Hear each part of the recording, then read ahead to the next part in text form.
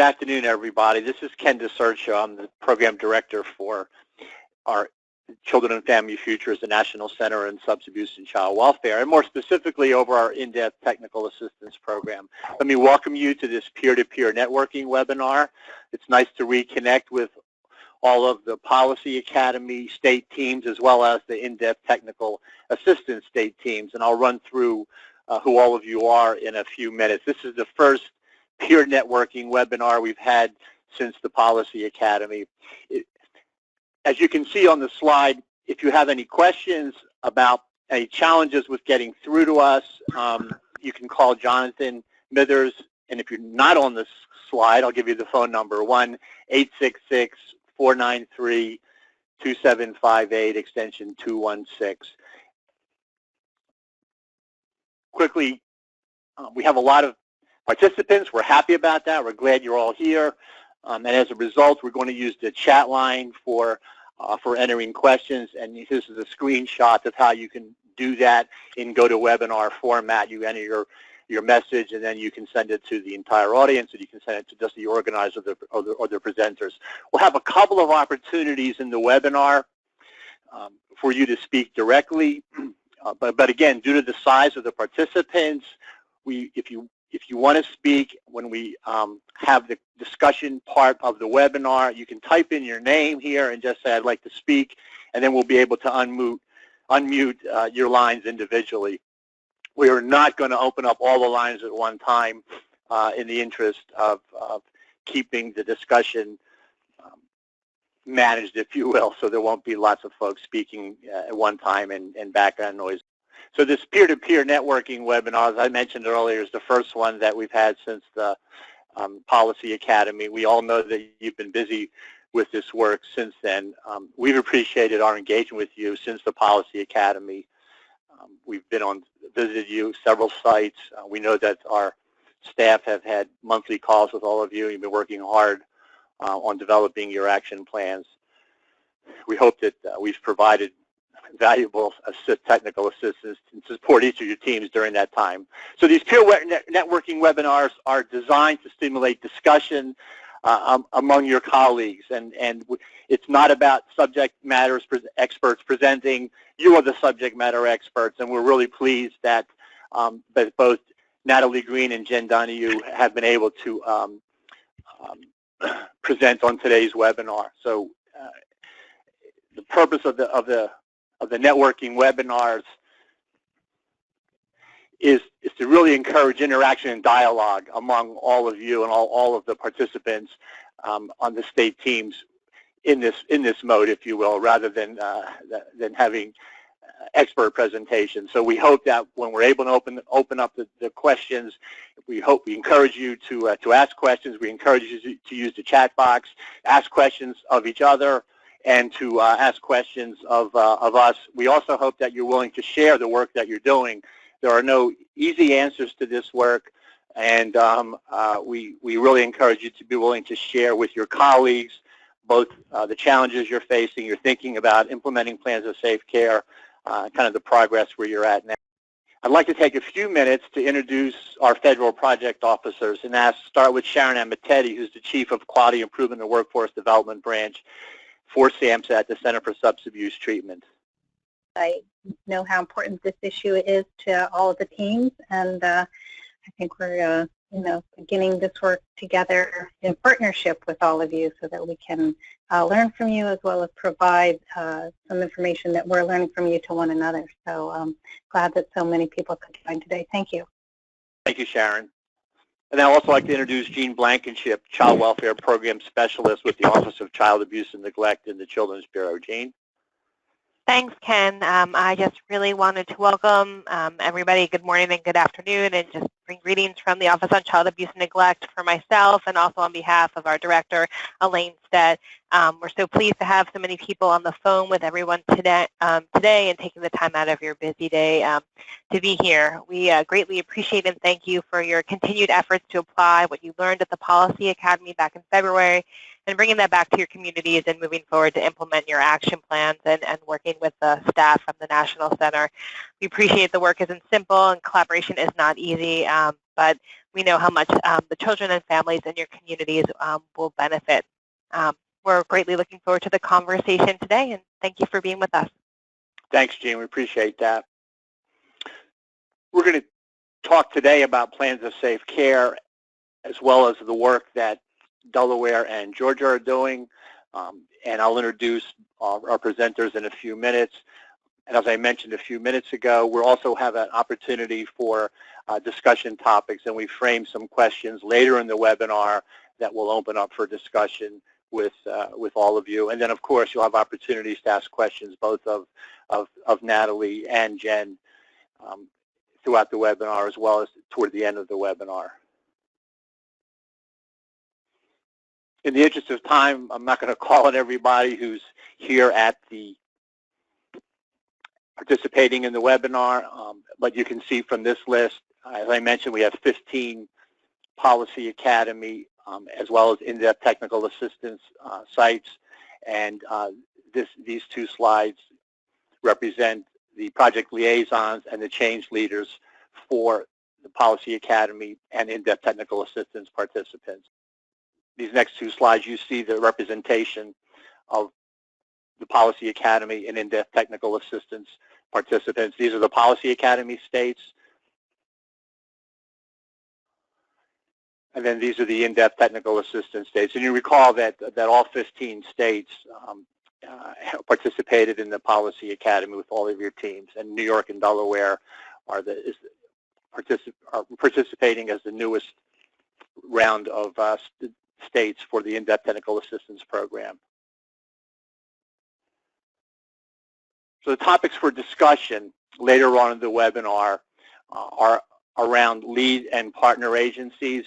We have framed several topics after we hear from Georgia and Delaware, and Dr. Nancy Young will facilitate that discussion.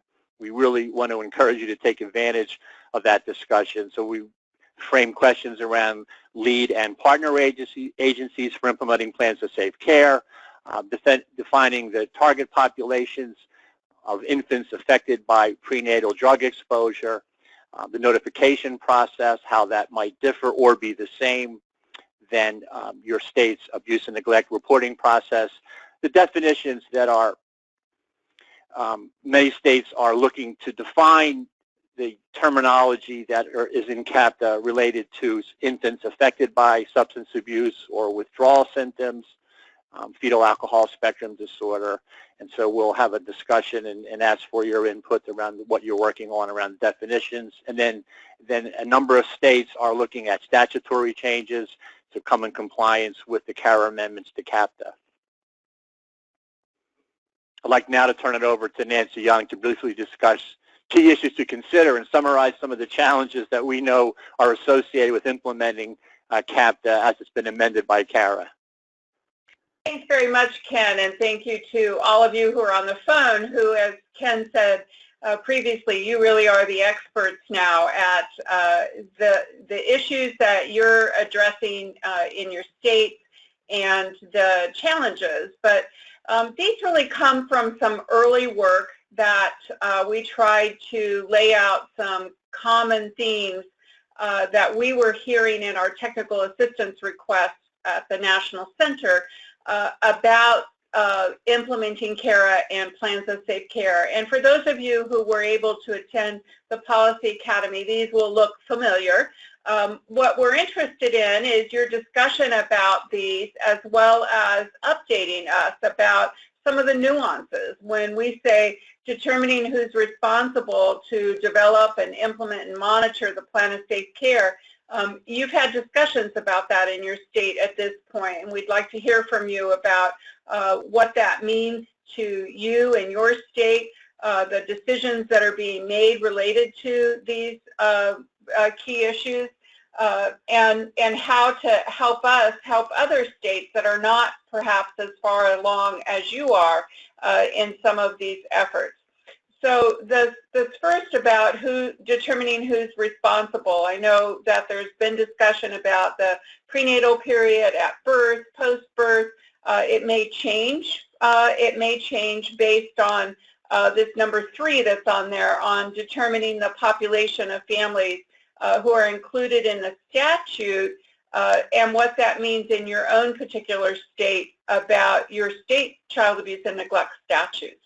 But the second point about clarifying the definitions, these quotes are from the CARA statute, and are the specifics that we knew were going to require more than just infants affected by, that it needed to have a definition in your particular state, that in many cases that is affected by your state statute about child abuse and neglect.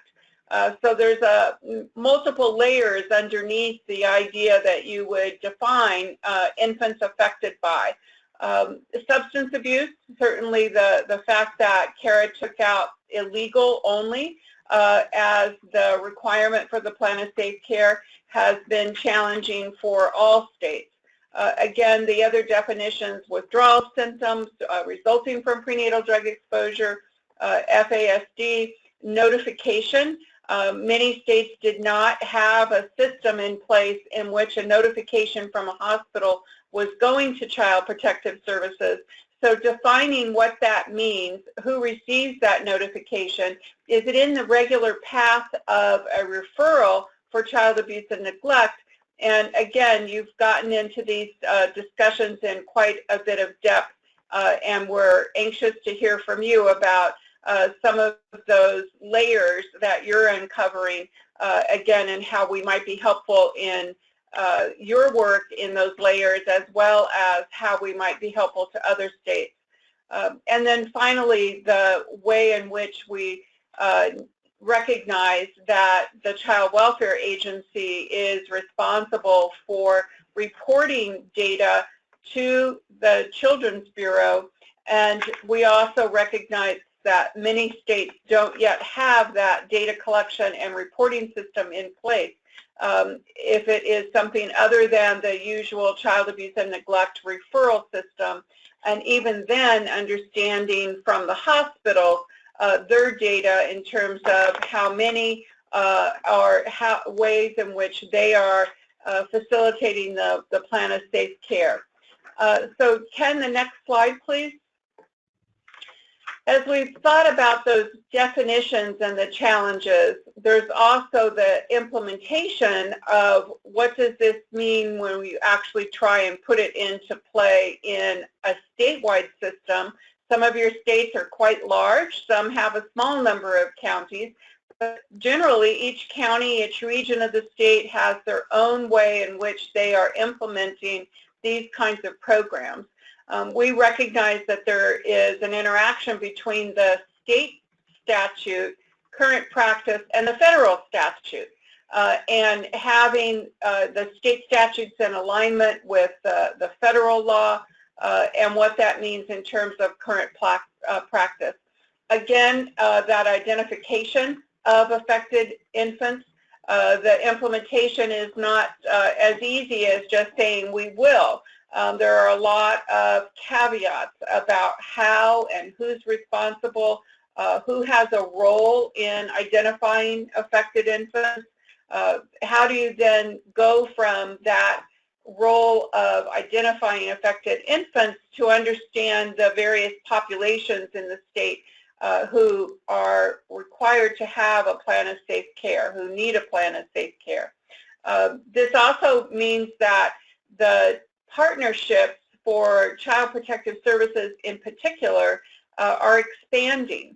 And that's always a challenge in any service system, but to embrace in partnership a whole new system of public health and the healthcare system, hospitals, OBGYNs, home visitors, all of these new partnerships.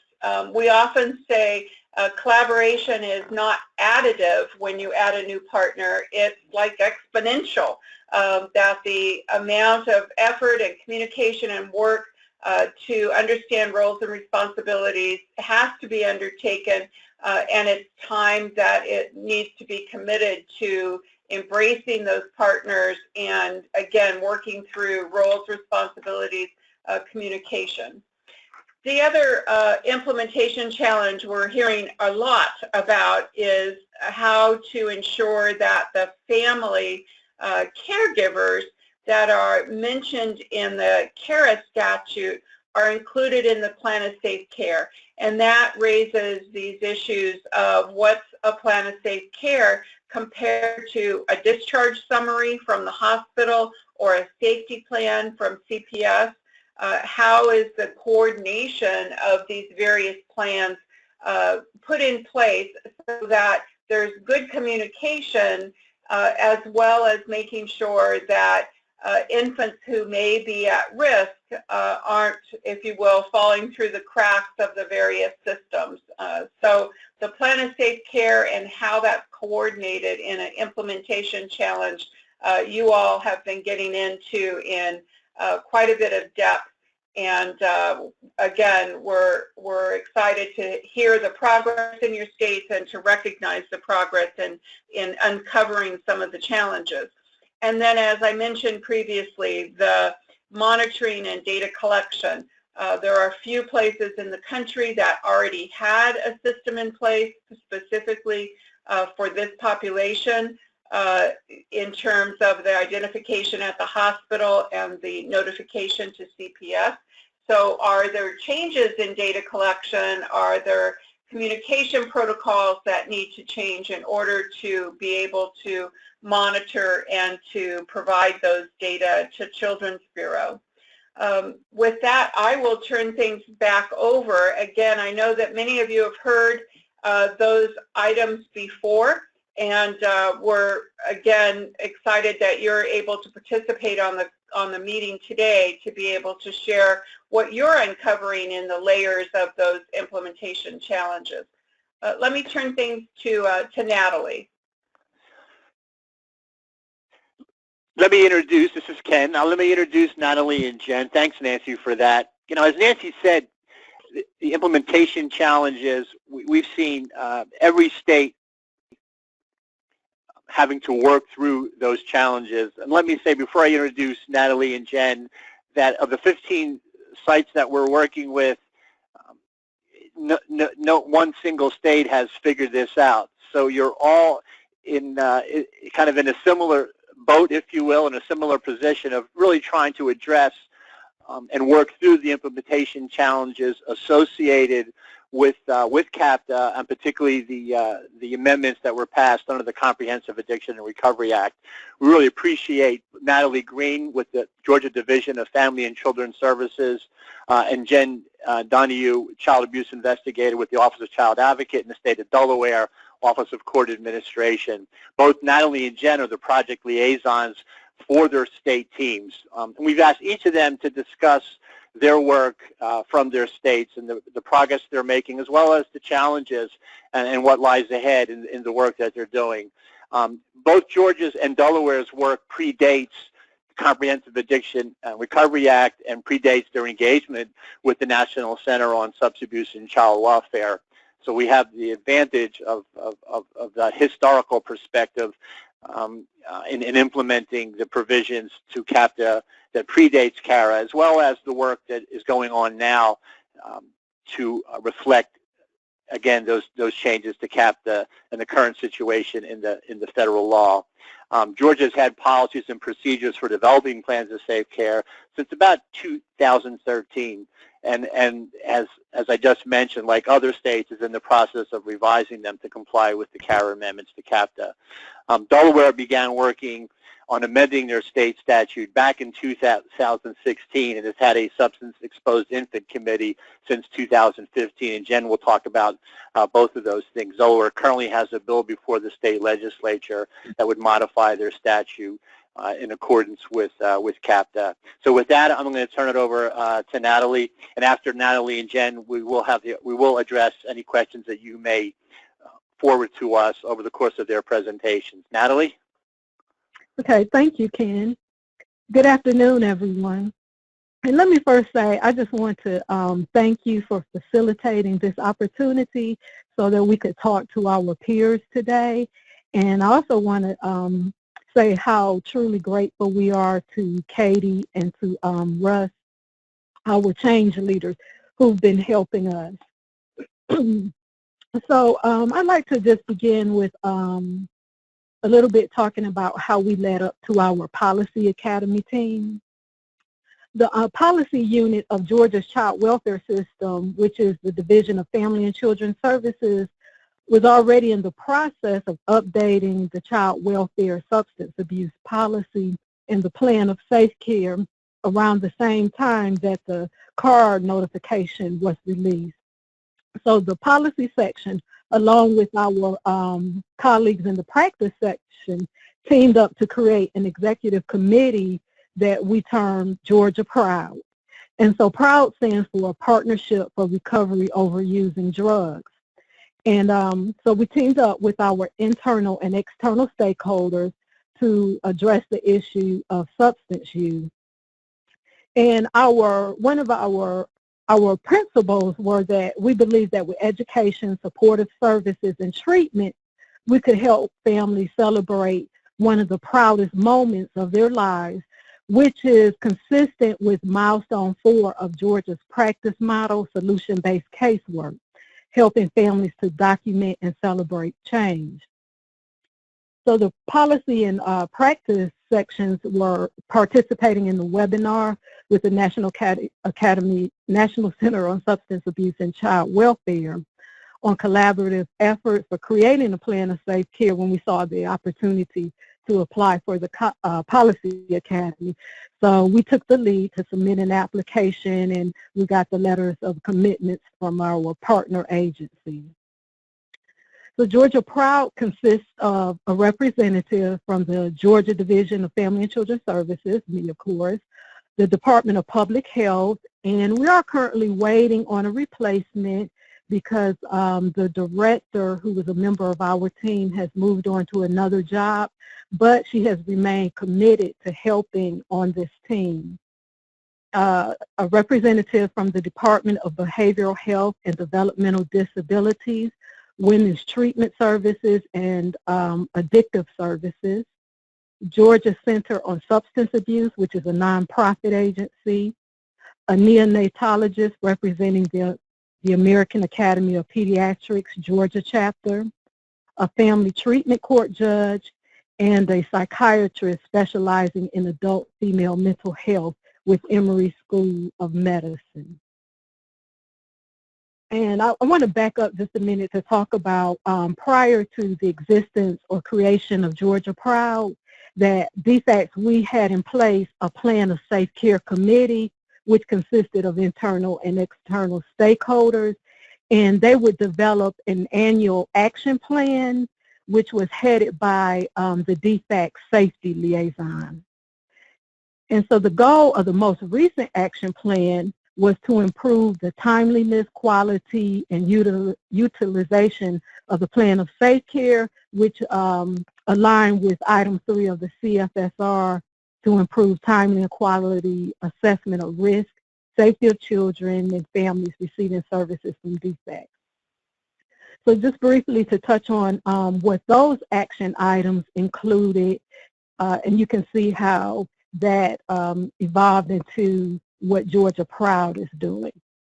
So the action items included increasing collaboration, revising policy, enhancing SHINES, which is our SACWA system, developing a coordinated response with service providers, training Defect staff, training medical mandated providers, monitoring the plan of safe care implementation, and that consisted of things like reviewing 5 plan of safe care cases per month and monitoring for quality assurance, and then sharing the trends across the agency, providing technical assistance, NCANS reporting, and addressing the plan of safe care in the CAPTA state plan reporting. So around 2014, Georgia updated its juvenile code, and included prenatal abuse in the mandated reporter law. And so the code defines prenatal abuse as exposure to chronic or severe use of alcohol or the unlawful use of any controlled substance as the term is defined in the code section 16-13-21, which results in symptoms of withdrawal in a newborn or the presence of a controlled substance or a metabolite thereof in a newborn's body, blood, urine, or meconium that is not the result of medical treatment or medically diagnosed and harmful effects in a newborn's physical appearance or functioning. And I know I said quite a lot there, and I think I'm actually on the second slide now. So as already has been stated, Defects is the lead agency with developing the plan of safe care, and basically it has a lot to do with capacity, existing partnerships, and reporting requirements. At one point we did look at trying to coordinate with public health for them to take the lead on this, and I'll talk about that, the rationale behind that in a moment. So with Defects, the child welfare system being the lead agency, it does lead to some challenges, of course. There is concern among treatment providers and the medical community that making reports to Defects will disrupt the therapeutic relationship between the provider and client. And it also presents challenges for creating the plan of safe care prior to the birth of the infant, when there are no other children in the home, because Georgia law does not allow Defects to provide child welfare services to unborn children. And so this is the reason that we wanted to try to work with public health so that maybe they could take the lead in developing the plan of safe care prior to the birth of the child. But even if Defects cannot provide the child welfare services, we can still assist families with other supportive services such as child care, Medicaid, SNAP, and TANF. So many of these families, they receive services from multiple community organizations such as healthcare providers, social services provider agencies, legal entities, and recovery programs. And so this provides an ideal opportunity for community organizations to work in partnership to implement the plans of safe care that can promote the best outcomes for families related to their medical, behavioral, developmental, social, and emotional well-being.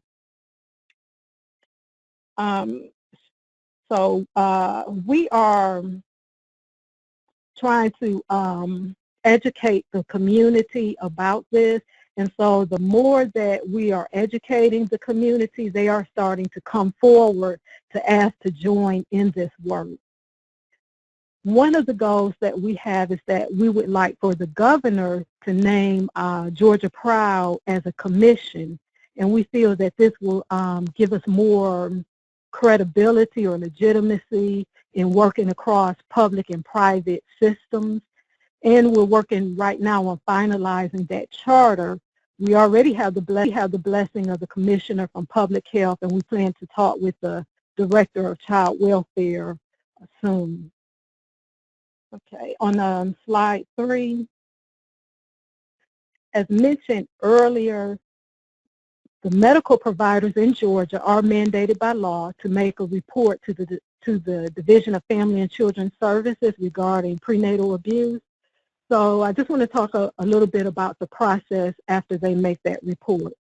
So once they make that notification, so within 72 hours of the identification by medical personnel that an infant has been affected by prenatal exposure or FASD, then Defects must refer the mother to Women's Treatment and Recovery Services.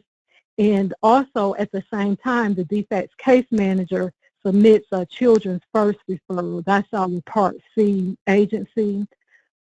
And the referral is submitted for the infant who was identified as affected, as well as any other children in the home who meet the criteria for Babies Can't Wait or Part C services.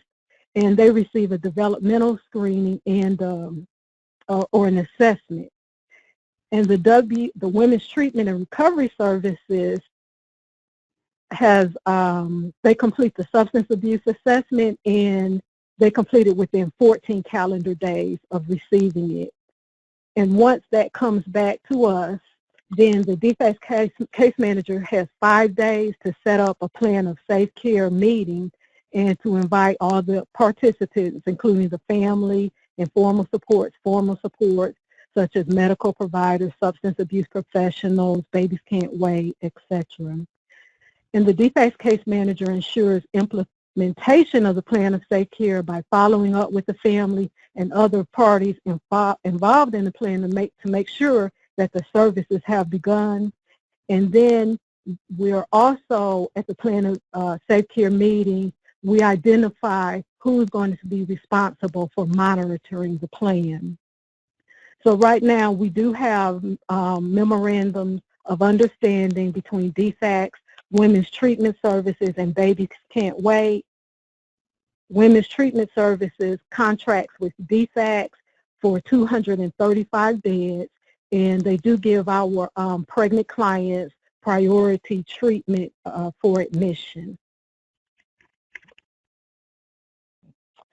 So in regards to our current plan of safe care policy, we're in the process of updating that. So what you see online at our website is not current with the card changes.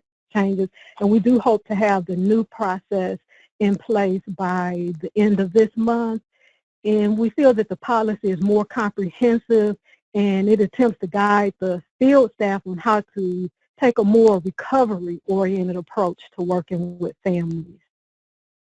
In the past, we've had some good collaborative efforts and successes with using a regional approach to other services, and so we are taking that those same practices and trying to apply it to this work, and we want to expand our MOUs with behavioral health, public health, and other entities. And the National Center helped facilitate a conference call with Maggie in Kentucky, and we were very appreciative of that. And so it kind of supported our thoughts that we're on the right track with thinking about this work on a regional approach for our state. And so we plan to talk, I think, next Friday, as a matter of fact, about applying for a grant to support this work.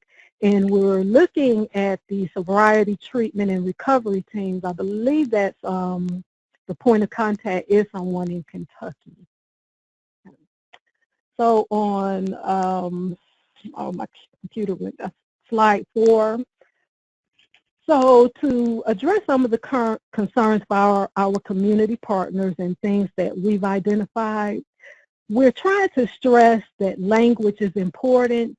So we tell the providers that you're making a notification and not a report of maltreatment, and that Defects, we will assess the report as opposed to investigating the report. And internally, we're reevaluating the child welfare response for notifications that involve infants who are affected by substance use or NAS, but the mother, it's due solely to the mother's medical treatment, and the mom is in compliance with that treatment plan.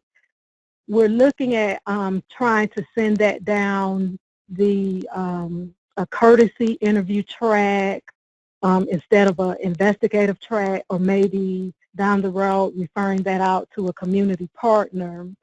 And so it's been really challenging to us because of the functionality of our SACWA system, and we've gone back to the drawing board multiple times. We think we have a process in place now that we're hoping to implement soon. And it also requires us to train staff on how to respond appropriately to these notifications. And the next thing that we're doing is that we're trying to educate our community partners on the benefits of making the notifications so that there are better infant and maternal outcomes, and that it will decrease the chances of out-of-home placement. And another thing we're doing is engaging in joint training. So as I said, as we've begun this work and with the message is getting out, we're having our community partners coming forward asking us to present at their trainings and conferences. So we will be presenting at the Georgia Perinatal Association at their annual conference. And then the OBGYN Georgia chapter has asked us to present at their conference, as well as to include articles in their newsletters.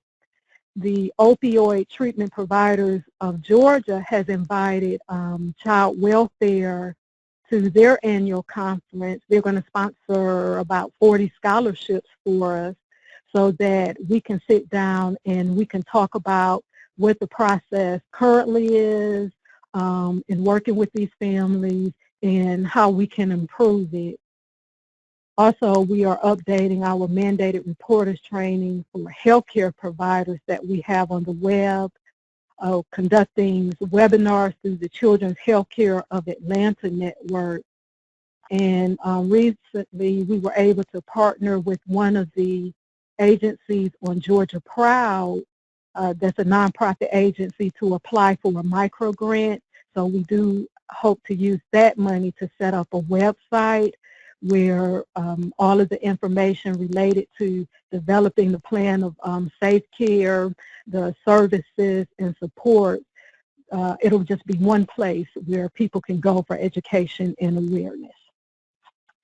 And so that is basically the work that is going on in Georgia. And so again, I thank you for this opportunity to allow us to share the information, and we look forward to learning new things from our peers. Thank you so much, Natalie. We really appreciate that. And we will have an opportunity for all of you to ask questions after Jen Donahue presents. Again, a reminder to go ahead and use the chat line to forward your questions to our team. And with that, I'd like to reintroduce Jen, if you will, from the Office of Child Advocate in the state of Delaware. Jen? Yes, thank you, Ken. Can you hear me? Yes, sound well. Thank you. Great, thank you. As Natalie said, Delaware, we are grateful for the assistance that we're receiving through the in-depth technical assistance, and a special thanks to Jill and Ken, who are our change leaders. We recently had a site visit with Jill and Ken 2 weeks ago, and it was extremely productive. I'm going to focus on 4 areas today. The collaborative structure in Delaware. I'm also going to outline Delaware's state action plan goals as a result of the IDTA Policy Academy. And then I'm going to discuss Aidens Law, which is the current bill that is pending before our state legislature. And then I'm going to go through some Delaware data. So in Delaware, as a small state, we're actually collecting a large amount of data, and it's actually quite interesting. So as I said, as a small state, we do have the unique advantage when it comes to collaboration in our child welfare system. So since 2004, we've had the Child Protection Accountability Commission in our state, which is actually our citizen review panel. This commission examines all the different policies and procedures in with the child welfare agencies, and just sort of make sure that everyone is doing what they're supposed to do. That commission reports directly to our governor, which our governor is currently Governor John Carney. So the collaborative structure in Delaware, it began a long time ago, where we have the Child Abuse and Neglect Review Panel. Now that review panel is part of the Child Protection Accountability Commission, which I'm going to say it's called CPAC. It's a little bit easier to say. So the Child Abuse and Neglect Panel reviews all of the death and near-death cases in our state as a result of abuse or neglect. So the panel looked at cases between 2010 and 2014 in our state, and the panel found and developed 17 findings of different system weaknesses or policy failures in death and near-death cases involving substance-exposed infants. As a result of that, my office, the investigation coordinator's office, began collecting and examining data on these infants. And furthermore, as a result of those findings, in January of 2015, CPAC created the Committee on Substance Exposed Infants. We call it the SEI Committee.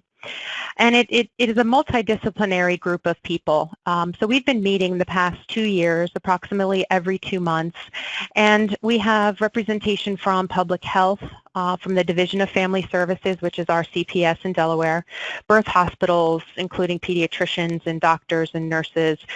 Substance abuse treatment providers are also on our committee. The March of Dimes, we have family court. We actually have representation from the Delaware legislator, Medicaid, and also DSAM.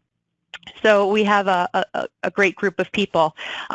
The committee, the SEI committee, is led by my office, the Office of the Child Advocate, which includes the investigation coordinator inside there.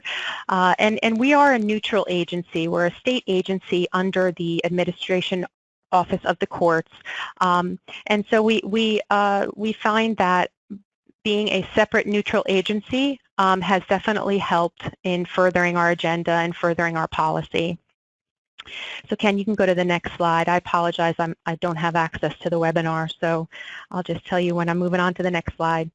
So the collaborative action that we are currently focusing on is, of course, the in-depth technical assistance that we were awarded in November of last year. Thankfully, in January of this year, this population of infants was actually included in our governor's state action plan as a priority during his tenure. And that was the first step towards really focusing for a governor to actually focus on this issue. We attended, as I said, the IDTA Policy Academy in February of this year. As you can see from the slide, we have a core team of 8. We have myself and Emily Nurl, who are the co-leaders. Emily is from the public health. We also have the other core team members from a variety of different agencies. Dr. Paul is a neonatologist with Christiana Care. Christiana is our largest birthing hospital in Delaware. We have 6 birthing hospitals. We have public health, maternal and child bureau. We also have the Division of Substance Abuse and Mental Health. Trenny Parker, who is the Deputy Director of DFS. March of Dimes. And we also have Connections. Kathy McKay, she is the president of Connections. Connections is one of the largest MAT providers, medication-assisted treatment providers for pregnant women in our state. So we have a good group of people. Next slide, please.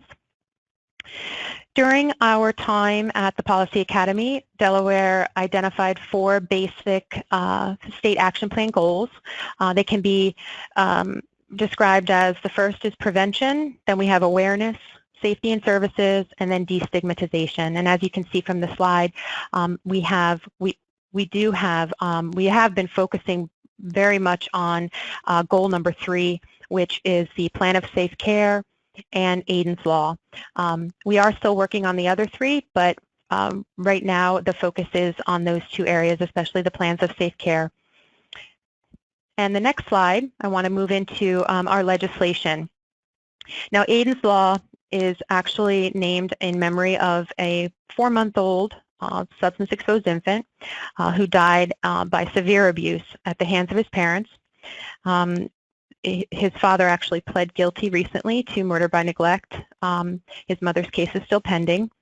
But this law is really, it mirrors CAPTA and CARA. And our committee, our SEI committee, worked very hard over the past 2 years, actually, trying to develop an appropriate law.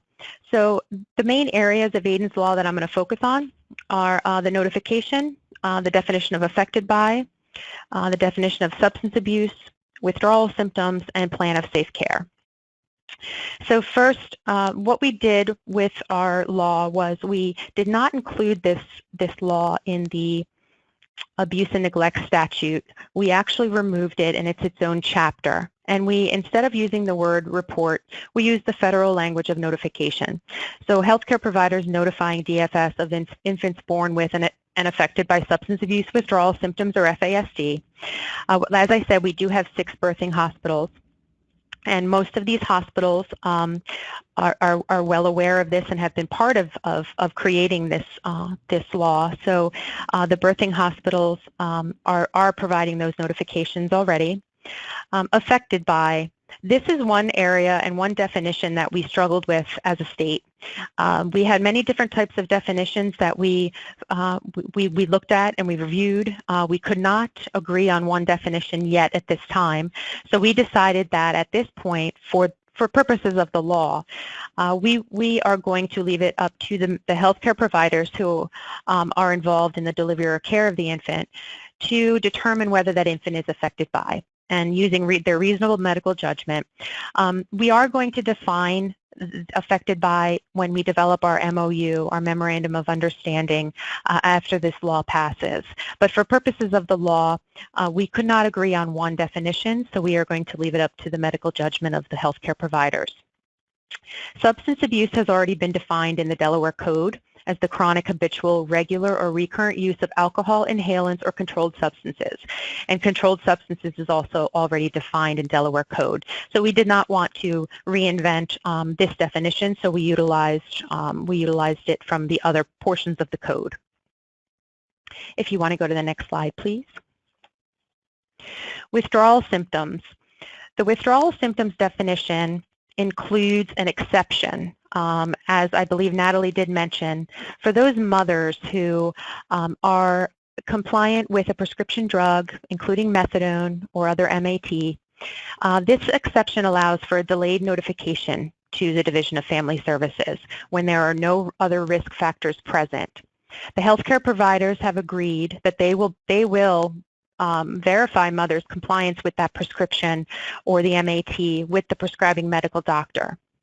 So DFS at this point, when this population of moms give birth to a substance-exposed infant, DFS is not going to receive an initial notification from the hospital at that time, but the substance abuse treatment centers or the MAT clinics are going to be responsible for preparing the plan of safe care and then notifying DFS on a quarterly basis of the number of plans of safe care and the referrals in order to comply with CAPTA and CARA. And this was an area that we definitely struggled with for a long time in Delaware. We found that in looking at our data and looking at the outcomes for the substance-exposed infants as far as whether they are being abused or neglected once they go home, we found that this population of mothers, the risk was much, much lower than the others. So we felt as a team, as a committee, that this exception for the delayed notification for this area would be appropriate. Next slide, please. So with the plans of safe care, we are in the process of developing a template. We hope that our plans of safe care will be an electronic type of plan. And we are envisioning sort of 3 tracks as far as who's going to be preparing this plan of safe care. So for the high-risk cases where this mother is actively in addiction and actively using, she's not in treatment, those cases will be screened in and handled by DFS.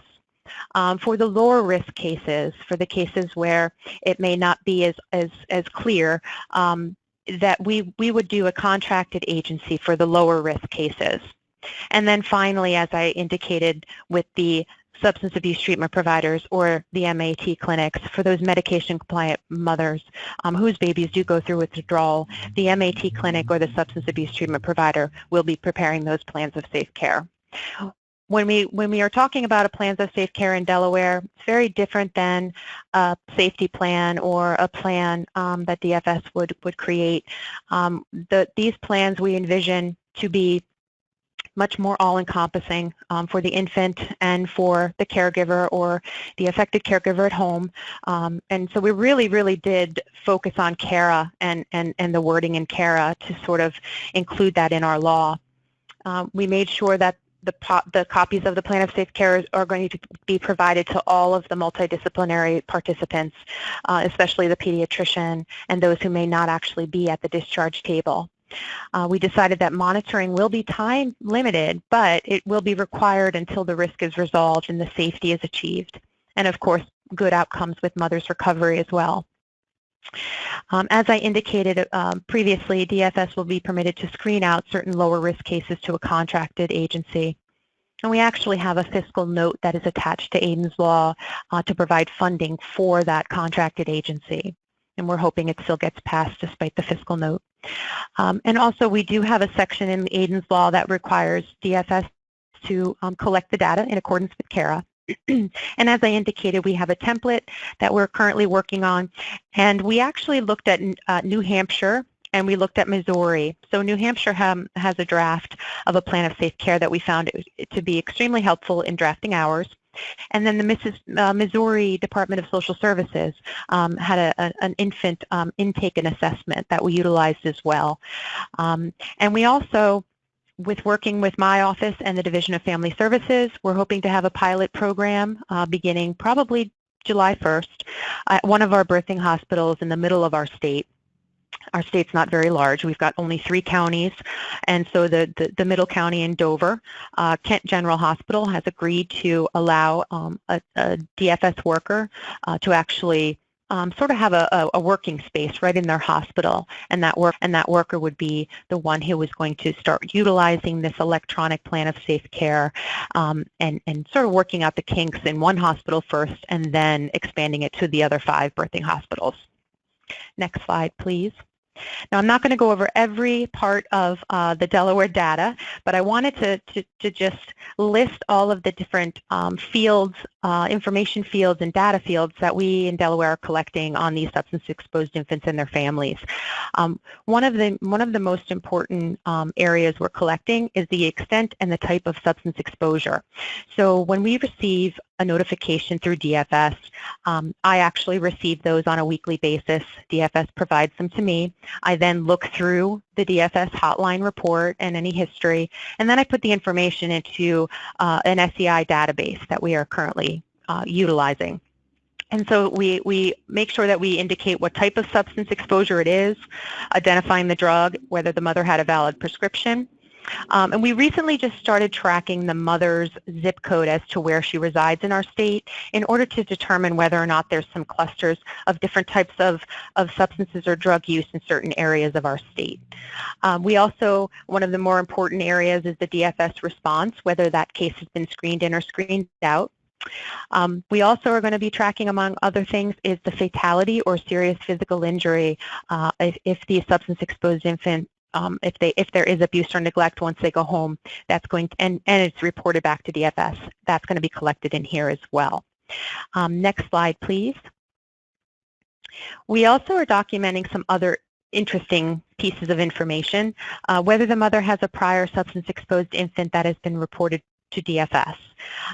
If there is one, we are documenting that and also what the type of drug was at that time. The mental health condition and whether the mother has a DFS history as a child is something that we also are tracking. And with the next slides, you'll see that a good portion of these women who are struggling with addiction also have a mental health condition or diagnosis, and many have DFS history as a child or other adverse childhood experiences. And one thing to note here is our state has one children's hospital, and that is AI DuPont Hospital for Children. We, my office, the Division of Family Services, and probably some of the other hospitals are going to be collaborating in doing a longitudinal study and maybe even a retroactive study with some of the data that we've collected for this population of infants. And that's something that is just new we're just thinking about that, but we're hoping that we have some good studies at the end of it to share with everybody. Next slide, please. I wanted to give everyone on the call an idea of what the data and how many cases we're looking at in Delaware. So in 2016, there were 431 substance-exposed infants reported to the Division of Family Services, and this pie graph shows basically the county breakdown. So as I said, we have 3 counties. Newcastle County is our largest county. It's the most northern county, and that's where our biggest city is, City of Wilmington. So that's where primarily we're seeing these cases. And then the other 2 lower counties are pretty equally split. If you can go to the next slide, please. This chart shows the mothers who have prior substance-exposed infants, and these are the mothers who gave birth in 2016, and approximately a little more than 20% had prior substance-exposed infants going in the years past. And we're finding that this is showing the extent of the addiction and the extent of the opiate problem. It's it's a continuous problem for a lot of these women, which then goes to, again, our state action plan of prevention and awareness, and kind of all ties together. Next slide, please. So year to date, in 2017, we have 153 cases that have been reported to DFS. That's approximately 1 per day that we're seeing. It's similar to what we've seen last year. The only difference now is that we're seeing an increase in about 10% increase in the cases in the upper portion of our state in the city of Wilmington. But again, we're tracking the zip codes and we're tracking all of that to sort of find out where we need those services to be targeted. And then the next slide, you'll see that 30% so far of the babies who were born this year, their mom had a prior SEI, which is definitely an increase from last year. And then the next slide, please. Mothers who have a DFS history as a child, 38%, and that's a very high number. And we're doing this, as I said, to track the multi-generational substance abuse and adverse childhood experiences, and sort of to look back and see what could have been done differently in order to help this mother. And the next slide is very similar. As I stated before, mothers with a mental health condition, 40%. We're looking at these mothers with dual diagnosis, and this could be, it's mostly the mother who is self-reporting to DFS that, yes, I've been diagnosed with a certain mental health condition. So we find that these mothers are very forthcoming when DFS actually talks to them about their history. And this, again, is important, too, to determine what sort of treatment this woman is going to need once she gives birth to the baby. And the next slide. So this is the year-to-date 153 cases, and this gives you an idea of what type of substances and how many substances the mothers are ingesting. So when we're looking at this, we see that one substance, 85 mothers tested positive or admitted to one substance. We have 45 had 2 substances, and 19 had 3 or more. And if you go to the next slide, this tells you the type of drug in the one substance cases. So of the 85 cases where there was one substance exposure, you can see that marijuana is the most common at 50 out of the 85 single substance cases, followed by opiates. Now, in Delaware, marijuana is not legal. There is a bill that is currently pending that would make it legal, but as of now, it still is considered an illicit substance. Next slide, please. For the 2 substances, this is where the jump comes with opiates. So for the 45 cases, 30 of those 45 cases involved opiates and another drug. It was usually opiates and marijuana, followed by opiates and methadone. And when I say opiates, I'm referring to heroin, morphine, all of the opiate prescription type drugs as well. We're also seeing a rise in cocaine, and you'll see on the next slide with 3 or more substances. These were 19 cases. 17 out of those 19 cases involved opiates, followed by methadone at 14, and then marijuana and cocaine in third there. So the 3 or more substances, clearly opiates, 2 or more substances rather, opiates is the primary drug. And then the final slide talks about what's happening with these infants after the notification to DFS and the investigation takes place. So in this chart, you'll see that out of the 153 cases so far, the majority of these babies are remaining in the home. Now, if I break that down further, I actually pulled the data from today. So it's actually 130 that are in the home at this time. And we haven't in Delaware done formal plans of safe care, but in 48 out of 130 of those infants have a safety plan, a DFS safety plan. So that's 48. 74 have no safety plan. And then we have 8 cases that are pending. We have 20 cases where DFS has come in and taken custody of the infant. And we also have 4 cases of guardianship. So only 16% of these infants in Delaware are actually removed from the home. And that is actually, in a way, it's a positive thing, and that is the goal in Delaware with the plans of safe care, is to keep this family intact as safely as we can, and just to help the mother or the affected caregiver move forward to recovery. So that was a lot of information. Thank you all for your time, and if there's any questions, I'd be happy to answer them. Thanks so much, Jen. We really appreciate that great information. So I'm going to check in with Dr. Young and see if any questions have come in while you've been presenting. You and Natalie have been presenting. I also want to remind you all that you can use the chat line to ask questions of Natalie or Jen in the time that we have remaining. Nancy? Thanks, Ken. Yeah, there are a couple of questions that came in for both Natalie and Jen. Let me start with Natalie. A question that I have, actually. How did you make the connection to your state's OBGYN association that you were invited to present to them? How did you make that connection happen? Actually, Katie helped us with that. We already had a representative from the society on our team, but the doctor is a psychiatrist, not an OBGYN. And they reached out to Katie, who facilitated a call with us. Okay, great. And Judge Walker, you asked about the most important information to share with judges from across the country. We're delighted that you're doing that, and I'd like to offer Katie or myself to follow up with some of the slides that we've been presenting that you might be able to borrow and use to be able to make that presentation. It does seem that there's a general lack of awareness still about the changes from CARA. So some basic, this is what it says, and these are the challenges and the ways in which states are working on these challenges would be very helpful. There was a question that's really to both presenters about how to integrate the plans of safe care in non-CPS and non-Medicaid funded families.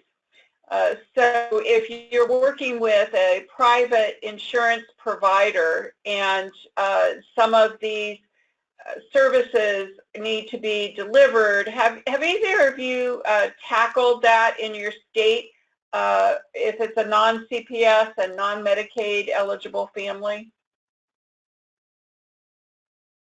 This is Jen Donahue. What happens in these particular cases is I believe we rely heavily on the hospital social workers. And again, we only have 6 birthing hospitals here. So there's basically one hospital social worker in each hospital that is the one who does the notifications to DFS. And so if DFS decides to not take that case if it's a low risk case, and I'm talking that's not going to be moving forward, that's in the past, the hospital social worker does a very good job at doing referrals for services, whether that's Child Development Watch or confirming whether or not this mother is in substance abuse treatment. So in those cases where DFS is not involved, it's not Medicaid, and it's not, say, for instance, the substance abuse treatment provider, she's not actively engaged. I think the hospital social workers are going to be the ones who are really going to step up and hopefully do the plan of safe care at the hospital setting. And in Georgia, right now, we do not screen out any of those notifications. So we do work with, regardless of the insurance type. And as I said that previously, we do have a grant with behavioral health where we contract for beds with them. And so if the person is a client of ours, whether it's maltreatment or not, they're still eligible for those services. I see. Great. Thank you very much for those responses. Jen, you mentioned quite a bit about the planning for implementing the plan of safe care. One of the questions that we're getting at the National Center is when does it end? How do you know, particularly in the cases in which the treatment agencies are developing and monitoring and the reporting quarterly, have you had discussions yet about when does that quarterly reporting end? When is the plan of safe care finished? That's a great question, and that's something that we have discussed. Basically, for a case that DFS is actively involved and in charge of the plan of safe care, that'll be a much easier distinction, because since DFS is they're the ones who assess risk, and they have the ability to look at all of the other factors, social factors in the family. So that once the risk is resolved, or once it's stable, I don't want to say it's resolved because sometimes risk can never be resolved, but as long as the infant is safe and the mother is engaged in services and the referrals that have been made for her and her family, I think it really it will go to utilizing the risk assessment tools that DFS has. For the other lower risk cases, again, I think the contracted agency, we're in the beginning stages for that contracted agency, but it's my understanding that before that contracted agency closes a case out or closes a plan of safe care, there will be consultation back with DFS. For the substance abuse treatment providers, again, that's something that we would have to have continued conversations with, but I would think that as long as mother is compliant and there are no further risk factors present and there are no further hotline reports called in or any other concerns, that plan of safe care could be closed or could be finalized. It's a very gray area, and I think it's going to be a case-by-case basis, and what we're going to try to do is iron that out when we do the memorandum of understanding once this bill is passed. Jen, this is Ken. Did Aidens Law have a time frame in terms of the definition of an infant? I don't recall. A time frame for, I'm sorry, Ken, what was that? Up to 1 year. Yes. I don't remember. Could you just briefly mention that? Yes, the definition of an infant with prenatal substance exposure is a child up to the age of 1 year. So that actually could play a part in how long these plans of safe care will go, because after the 1 year mark of this child, under our definition, it would no longer be considered an infant with substance exposure. I think this goes back a little bit to the how do you know when the plan of safe care is finished? It's part of that contracting mechanism that I think that you're just working out in Delaware in particular, about the roles and responsibilities. Are there state standards? Are you adjusting the standards that already operate in the Alcohol and Drug Agency specific to this set of families? Or have you gotten to any of those discussions about what it is that is being contracted for from the treatment agencies? Well, again, we're going to be relying heavily on Jill and Ken and the in-depth technical assistance to sit down and iron all of that out.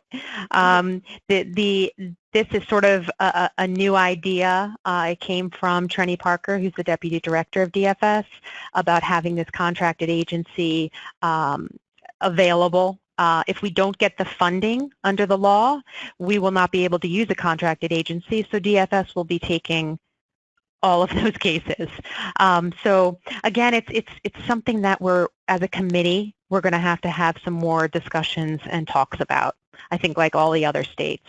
So I can't say concretely that yes, this is exactly what we're going to be doing. We're still very much into the before the implementation stage. And as I recall, Jen, that statewide contract would be with a single agency to help develop and monitor plans of safe care for those non-CPS cases. So that would be a statewide contract, if I have that correctly. Yes, absolutely.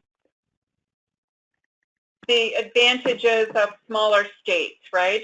So absolutely. I have a feeling that Florida is rolling their eyes at the moment. So that will be challenging, certainly in the larger states that have regional offices or county-run systems. So, but I think as each of the states works on those ways in which contracts might be put in place and standards and requirements of treatment agencies, I know that that's something that many states will be interested in.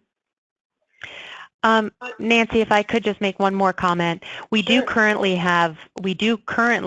contract with an agency. It's Children and Families First. It's a statewide agency, and that is for our adolescent population.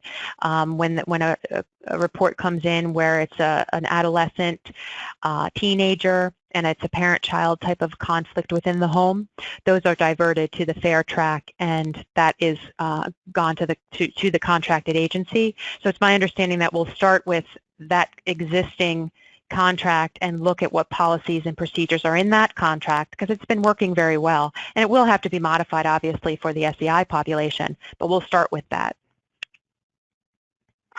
So all of the planning goes really well when you have a family who is engaged and able to participate in treatment, and the treatment agency has their role and responsibility. One of the questions that came in is what happens when the birth mother is non-compliant with treatment? Particularly in Delaware, I think this was directed to you, Jen, about what has the planning group been thinking about that, about how that will work? So if a notification comes through to DFS because the mother is non-compliant with her substance abuse treatment, or she's not in treatment, that type of case will be screened in by DFS. Immediately, DFS will send out a substance abuse liaison who actually works with DFS but also is trained as a substance abuse treatment provider. So those, we call them AOD, alcohol and other drug liaisons, will make the initial connection to the hospital with the DFS investigation worker and try to engage the mother at that point. We also have a program up in our northernmost county, Newcastle County, with the Christiana Hospital, which is our largest birthing hospital, and one of our substance abuse treatment providers, which is Brandywine. There is something called a Project Engage, where Brandywine will actually go into the Christiana Hospital and engage mothers at that time as well. So it's all about the engagement, but in the particular case where the question was asked about, that would be a DFS case, and that would be a plan of safe care that would be handled by the DFS worker. And of course, there's going to be training that's going to be involved once this law passes. And if this law doesn't pass, I think what we're going to do is an Aidens Law protocol along with the MOU, so that we can do this training, because we still have to do the work regardless of whether our law passes. And everyone is definitely on board with that, and they understand that. So. And I think in both Delaware and Georgia, Natalie, I ask you to speak to this also in your action plans, or including the use of recovery coaches or parent partners or peer mentors. And I know Natalie, on your team, you've got Neil from the Recovery Consumer Organization in Georgia. Can you talk for a minute about your thinking, your planning around the use of persons with lived experience to participate in this work, to be a part of the plan of safe care or the engagement? Right, absolutely. We do want to partner around, they're called CARES, Certified Addiction and Recovery Empowerment Specialists. So we do want to get them involved in the process. I think in some jurisdictions they may be a little bit more involved than in others, but we want to try to roll this out more statewide, as well as to put an emphasis on being a more recovery-oriented and responsive child welfare system. The goal with our practice model is a principle rather, is that creating these partnerships with the family. And so as Jen said, with engaging them into treatment, and not having such a, I guess for lack of a better word, punitive response. Exactly. I agree with you completely, Natalie. And that was one of the main focuses of Aidens Law, is to make sure that it's non-punitive and that it is focusing on recovery and safety, really. Jen, can you talk a little bit about how, if a family comes in and through the notification process gets screened as low risk, but how the MOU might support engaging that family if they're not following through? So, and I apologize, I believe Trenny Parker would be better to answer this, and she is with DFS. But the lower risk cases, such as cases where the mother sporadically uses, say, marijuana, no other risk factors are present in her social realm. You know, there's no prior substance-exposed infants.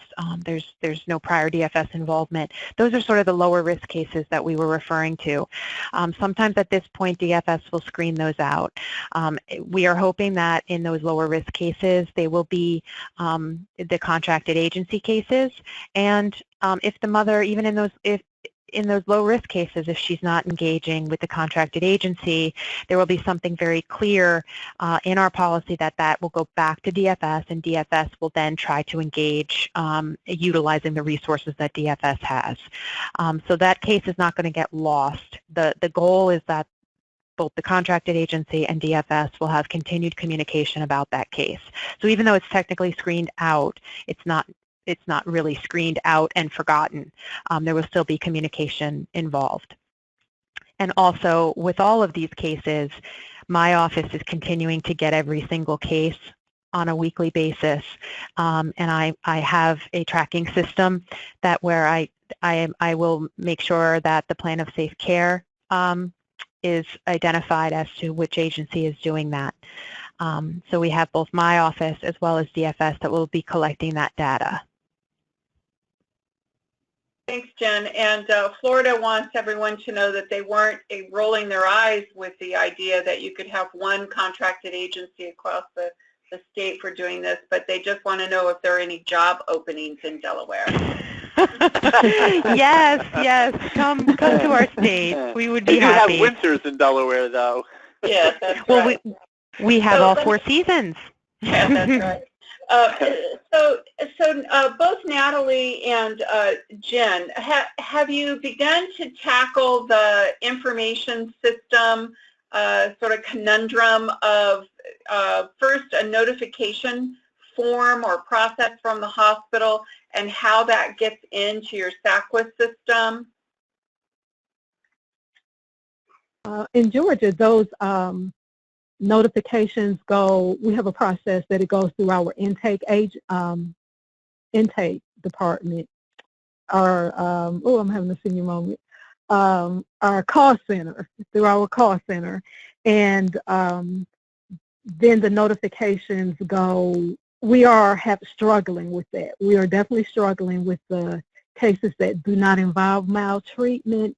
And we have, as I said earlier, gone back and forth on what that process will be. But we do think that we have one now that our system will be able to handle. And we will hopefully roll that out shortly. And similarly in Delaware, the notification is made by calling the child abuse or neglect hotline number. It is not coded as a maltreatment type, but we do have a parental risk factor section. So when that case is intaked and it's put through the risk assessment tool, we have a section in the tool that is drug exposed infant that's checked off. And then it would basically, it goes sort of the same route as a regular abuse or neglect case, so it would go to an investigation worker in that way. So and if it is a lower risk, as I said before, it will go to the contracted agency. So it's really the same way that you would report an abuse or neglect case. Okay, thanks. One more question before we turn things back over to Ken for this part of the discussion. and I think this is directed again to Jen. You mentioned information being exchanged in the prenatal period. Have you worked out that protocol, communication protocol, during the prenatal period? The exchange of information in the prenatal period, that is a work in progress. We are very much looking to our substance abuse treatment providers to start the engagement then. As I said, we've got 3 main substance abuse treatment providers in our state. I know, I'm sorry, larger states, but we have Connections, Brandywine, and Kent Sussex. Those 3 are all on our committee, and they are hoping to engage in the prenatal stage. The sharing of information at this time, DFS will, sometimes the OBGYN providers will call if there is a positive screen at the prenatal time, but DFS does not take those cases since it's not an actual live child at that point. So we're really going to be working on trying to make sure that the OBGYN providers as well start engaging early on. Most of the time, once that baby is born, and if it is substance exposed, the hospitals are able to get the information from the prenatal provider, and they will have that information when the baby's born as to whether mother was engaged during prenatal. So the exchange of information once the baby is born, we have not seen problems with that. Usually the mother will agree to the hospital social worker reaching out to her OBGYN or to the MAT provider. We really haven't run into that problem, which is a good thing. Yeah, great. Thank you. So let me turn things back over to Ken, or a couple of follow-ups and some additional information. Ken? Thanks, Nancy. Well, we were going to have topics for discussion in case we didn't have enough discussion. And when you see these topics that I've been scrolling through, we only have 5 minutes left. We're going to come back to this. I'm not going to open this up right now. Unless you have a particular question or something you want to share, feel free to send it in or to just say, hey, I'd like to speak. We can open your line. What we're going to do is think about how to maybe create a listserv or a way to pose these topics for discussion and facilitate more information sharing and networking among all of you. It's a little difficult to do that in this format right now with 50 to 60 people participating and having those types of discussions. So let me do something real quickly, and I'm going to come back to this. But while I'm on this subject, let me see where we have this. So, Jonathan, are we prepared to open up this polling question? Very good. So what type of post-webinar follow-up would you be most interested in? And my point is, part of what we'll consider doing is opening up some of those topics for discussion and a way to get those out to you. But if you take a few minutes to take a look at this and a minute or so, or less than a minute to respond, what type of post-webinar follow-up would you be most interested in? And you can select up to 2. You can't select all that apply, but just select up to 2, please. Okay, so we see conference call with other states, online message or bulletin board, and then facilitated team discussion. So we'll look at this and look for ways to keep the interaction going, keep the peer networking going. We're all learning how to work through these issues together, as you could hear from Delaware and Georgia. So we really want to continue the ability to facilitate the interaction among the states. Let me back up if we can come out of the poll. And so you'll recall, as part of the registration, we asked you to identify the 3 most significant challenges in developing policies and procedures in addressing the needs of infants affected by prenatal exposure and their families. And these all look familiar, and these topics have been covered today. They certainly reflective of the challenges that Nancy spoke about earlier with the implementation of CAPTA, and pretty consistent. And we feel that there are no outliers here, that we feel that I think all of the states, all of you, in one way or another, are trying to address all of these state team challenges. One of the things that we hear from states and from you all is looking for examples of plans of safe care, and we've tried to provide that. We'll come back to that in a minute, but looking at what that might look like and what the content might look like, and while we provided some additional information about that, there's not certainly not a whole lot out there, particularly since CARA passed in July. And then we asked you about your technical assistance needs. Again, as part of the registration, what additional technical assistance would you like, do you need to support your work? And it's pretty consistent with the challenges you identified in implementing plans of safe care and in implementing CAPTA as amended by CARA. So again, legislative language, definitions. Data collection is going to be a challenge. We hear from states around data collection, particularly from child welfare agencies that are responsible for submitting data around infants who are identified as affected, the number of parents and infants for whom plans of safe care were developed, and the challenges associated with that. And you can understand that and appreciate that in light of what both Jen and Natalie presented, looking for those non-CPS cases. How are those data collected? How will they be organized? And still remains kind of out there and undefined as to what that data collection and submission to the National Child Abuse and Neglect Data System, or reporting system, what that might look like. And that's still kind of under development and in process at the Children's Bureau. That kind of goes into the last bullet as well. And then I mentioned in terms of examples and plans of safe care. So the technical assistance resources that are specific to this work, we shared some of these with you at the Policy Academy, but there's some additional work that we have done since the Policy Academy, particularly this third bullet, implementing substance-exposed infants provisions in CAPTA packet. We've been working with the Children's Bureau and with SAMHSA, with Sharon and Jean and Elaine Stett, to look at what's out there, what's available from other states in terms of the state examples, as you see in that last bullet. But we put together this package, if you will, of 5 topics, pulling information that we have been able to glean from state policy, procedures, statutes, as well as some of the work that we've put together for the Policy Academy, as well as our own experience in these 5 areas. So we have an information kind of handout, if you will, for each of these 5 areas. We provided some of these to some of you, and they are available through your change leader, either in total, all 5 of these in separate files, or individually, particularly as you need, as you address these areas and as you need them. So we purposely don't send out all of these at one time, but really try to time our engagement and the provision of these types of resources based upon your needs and when it could benefit you the most in the work that you're doing. And this, you've seen this, and we've talked about this at the Policy Academy.